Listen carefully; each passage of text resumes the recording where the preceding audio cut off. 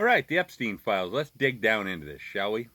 The Epstein list, the client list. Couple things about this. Pattel, Dan Bongino, Pam Bondi.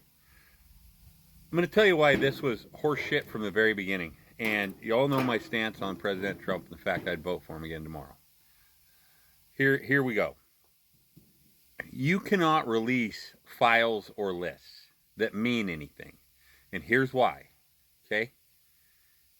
If there was evidence, you would need to use it to prosecute the offender. If you release evidence before you prosecute a criminal, you compromise the trial. All right? So that's why this was horse shit from the very beginning. Now, Pattel, Pam Bondi, and Dan Bongino are all considered officers of the law, even though they're bureaucrats. Okay? Pattel is head of the FBI. Dan Bongino is the AD, FBI, Assistant Director. And Pam Bondi is the Attorney General of the United States. She's a lawyer. Okay? She's the United States' prosecuting attorney. That should be her job title, which it is. You can't release files that have any meaning. Now, if the government were to release these files, it would make everybody in the files culpable. The pool boy, the electrician that went down there and wired the place, the construction crew that built it, any consultant that went down, the catering staff, anybody that flew down there would be culpable.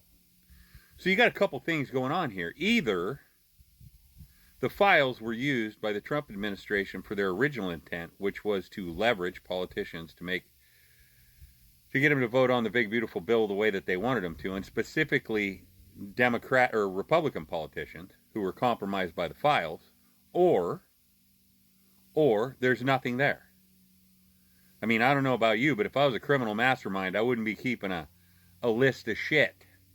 Any good bookie will tell you the numbers runner keeps that shit in his head. He don't write it down. Okay? Now, there might have been tapes, because I'm pretty sure the whole operation, much like Diddy's operation, was a honey trap. Do you guys know what that is? That's where you put people in compromising situations and you get film, statements, documents, whatever, that you use later on to leverage them to make decisions that benefit you. Blackmail, plain and simple, okay? That's what that is. So those are your two options. Either there was nothing there and it was much to do about nothing by the news media and the administration took advantage of it to help them win the election, or there was something there and it was used precisely what it was for. Now you would say, well, why didn't the Democrats then, because there are just as many compromised Democrats, why didn't the Democratic senators vote for the big beautiful bill if it was used as leverage? Because they don't give a shit. And if Trump was to try and attack them, all right, it would have just looked like a smear campaign to the left and would have reinforced them, would have made them victims, which is they strive to be more than anything else. Okay, so you'll say then, why would he use it again? Well, because there were Republicans that weren't going to vote on the bill that were compromised. And that's who he leveraged with that information, if in fact he did that. I'm not saying he did. That's just my supposition. But just to recap, you can't bring a criminal case against somebody. You can't bring a criminal case against somebody if you've prejudiced the evidence by making it public before the trial. So if there's any criminal evidence worth a shit, they would have used it to prosecute whoever was responsible. Okay? There it is in a nutshell. I hope this explains it.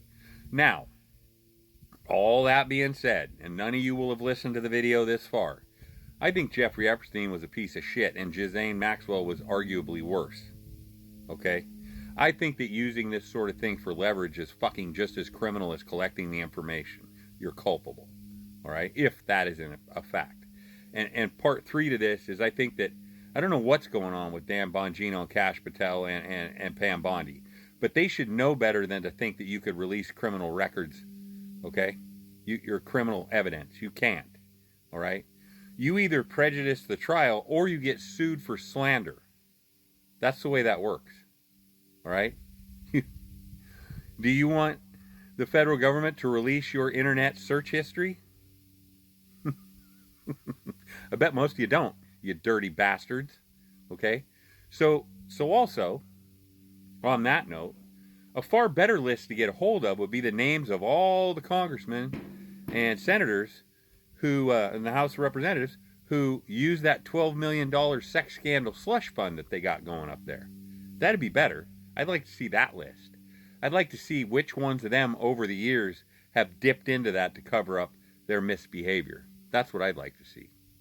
Now, if you guys want to argue, discuss, fight, come at me, correct, or don't come at all. And if you like this, like it and share it. Okay? You guys have a great Saturday. I'm on the patio. Have a nice day.